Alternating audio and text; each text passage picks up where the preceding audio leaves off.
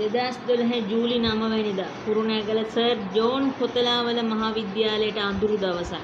වාර විභාගයට පෙනී ඉන්න ගිය 11 වසරේ ශිෂ්‍යයෙකුට ඉංග්‍රීසි විෂය උගන්වන ගුරුවරිය ඉතා අමානුෂික ලෙස පහර දෙනවා. පළමුව සිසුවාව පොල්ගහවෙල රෝහලට ඇතුල් කරනවා. එතනින් ඔහුව මාරු කර හරිනවා කුරුණෑගල ශික්ෂණ රෝහලට.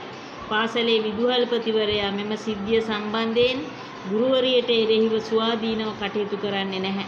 මෙම සිසුවාත් ඔහුගේ පියාත් මෙම විදුහල්පතිවරයාවත් ගුරුවරියවත් වග උත්තරකරුවන් කරමින් ශ්‍රේෂ්ඨාධිකරණයේ මූලික අයිතිවාසිකම් නඩුවක් පවරනවා, නඩුව ජයග්‍රහණය කරනවා.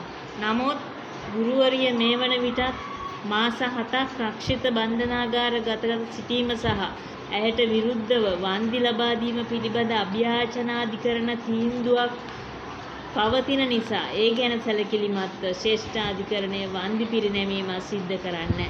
නමුත් ශ්‍රේෂ්ඨාධිකරණය අධ්‍යාපන අමාත්‍යාංශයට නිර්දේශ කරනවා පාසල තුල කායික හා මානසික වදහිංසාව තුරන් කිරීමට අලුත් චක්‍රලේඛයක් හඳුන්වලා දෙන්න කියලා. තීන්දුව දෙන්නේ 2025 ජූලි 9 වෙනිදා. මේ චක්‍රලේඛය මාස 9ක් තුල හඳුන්වා දිය යුතුයි කියලා ශ්‍රේෂ්ඨාධිකරණය නියෝග කරනවා.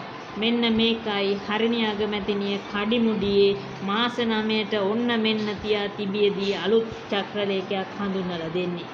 අපිට පෙනෙන ආකාරයට නම් මේ චක්‍රලේඛය පරණ චක්‍රලේඛයම අලුත් කර ගැසීමක්. හැබැයි මේක හොඳයි. නමුත් ශ්‍රේෂ්ඨාධිකරණය පැවසූ පරිදි මේ චක්‍රලේඛය, මේ අලුත් චක්‍රලේඛය විදුහල්පතිවරු, ගුරුවරු සහ පාසල් පරිපාලකයන් අතරට පත්විය යුතුමයි.